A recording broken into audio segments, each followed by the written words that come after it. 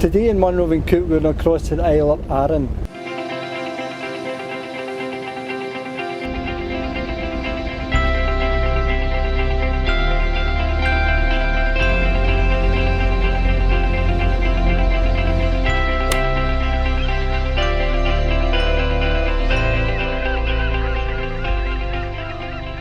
So this is my good buddy Chris. Now Chris and I come down a long way. How long do you think that's, Chris? 30 years. Yeah, that's 30 years. You missed that one. It's the Arran. Oh no, it's not lost on me. You really want to go there?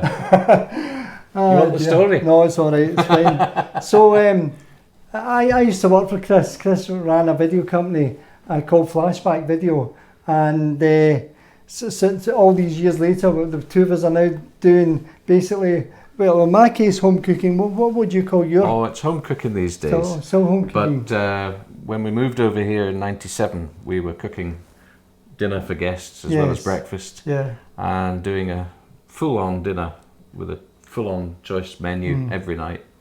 Did that for 8 years. So I've done a bit of cookery, but not professionally, just happy amateur. What are you going to start with today?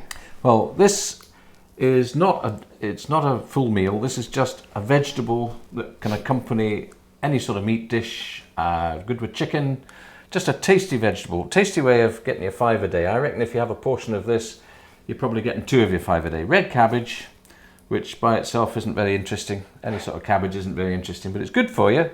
And this recipe, which has been in our family since the 50s, it's a Swiss recipe, and it just makes cabbage special.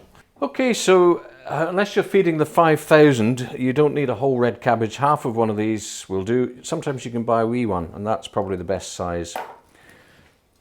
I advise having a really sharp knife because you want to hack into this. It's quite tough, and it's much easier to deal with if you start off by halving it, which we're only going to use the half. So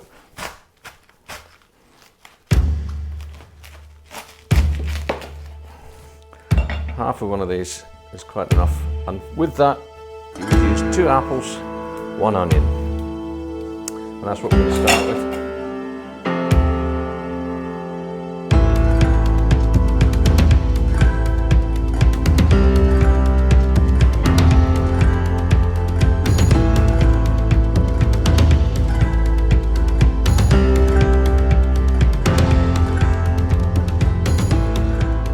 You need a big pot to cook this because, as you can see, it makes quite a lot.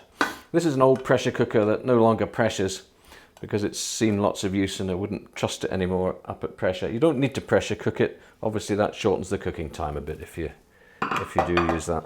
So just a nice big pot and some oil. Get it hot on the stove.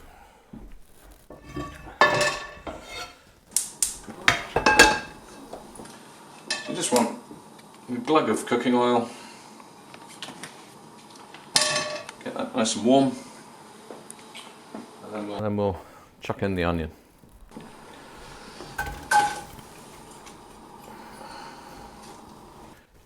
You might notice I don't like cooking with measuring things. I wouldn't know how many ounces, milliliters or anything else. I prefer dods and things. Dods, a dod of this or a glug of that, you know. I don't think cookery should be a science experiment. I just, this is something you can cook by feel or more by taste, you know. Keep it simple.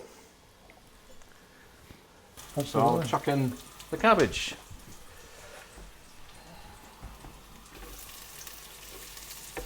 So you can use any sort of sugar for this, but I like the flavour of muscovado sugar, sometimes known as moist brown sugar. And don't ask me how much, I'll show you how much. I wouldn't know how much it was. So there's a pot with half a red cabbage, and it's more than you think, you know. Good old dod of brown sugar. Probably a cupful, I would say. And because the pan's now nice and hot, that's going to start to caramelise, give everything a nice sticky coat. Ordinary malt vinegar, I don't like the distilled stuff. I like proper malt vinegar that's brown. I know you won't normally have a big flagon of it like this. This is just because we cater. So I think this is the one time I will give you a step for a hint. I think it's about a cupful. No, in fact it's not. It's about half a cup will be enough. And we'll just toss that in. Chuck the vinegar in now. This is nicely caramelized, as you can see. Can't even say it. Caramelized. In with the vinegar. So we've got salt, sugar, vinegar, and the last condiment is a healthy sprinkling of pepper. Black pepper. Apparently, in the dim and distant past, so my mother told me, it was considered good luck if you could peel all the skin off an apple in one piece. So, not that I'm the least bit superstitious, but I like to see if I can. I set myself the challenge to get all the peel off in one bit. Sad, the person that I am.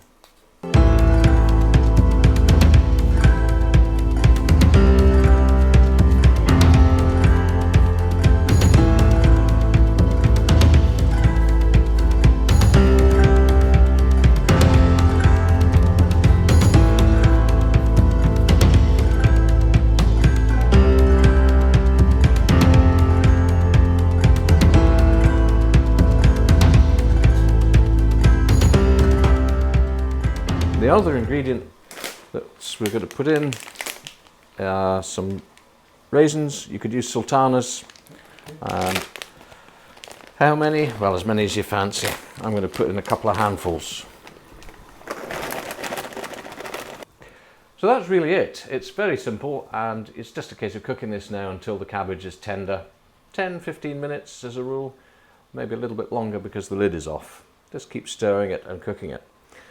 With Christmas coming up, there's an alternative twist to this, which was taught to me by one of the chefs that we employed when we ran a restaurant. And that is, oh, and I've put a twist on it as well. So instead of using the raisins, you can use cranberries. You could use fresh ones, or dried ones are easy to handle. And a little bit of star anise. Lovely, lovely spice that. You don't need a lot, maybe just that much would be enough, because it's really quite potent. And the other thing you can then add, just to give it a really Christmassy feel, is some orange zest. This is a great wee tool. If you haven't got one, invest in one of these, a wee zester.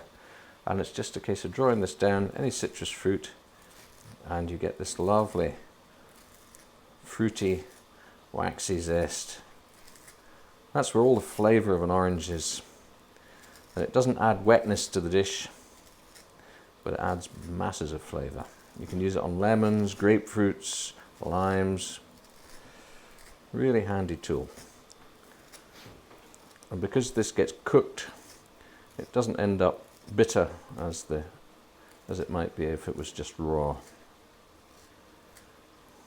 And you still get to use the orange.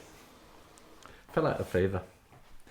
Okay, so we got. So this is the tasting time, Chris. Tasting time or testing time, whichever you think, yeah. Let's have a look. Have a go. Mind the onions.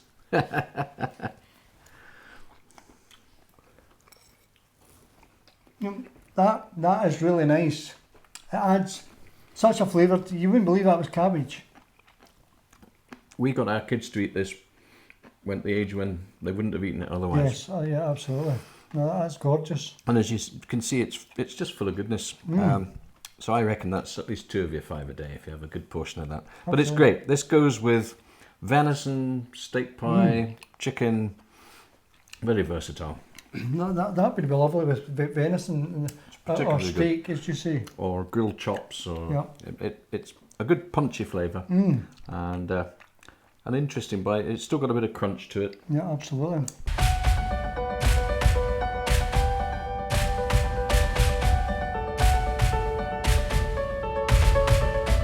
So that's our trip to Arran to see Chris up at the Belvedere Guest House.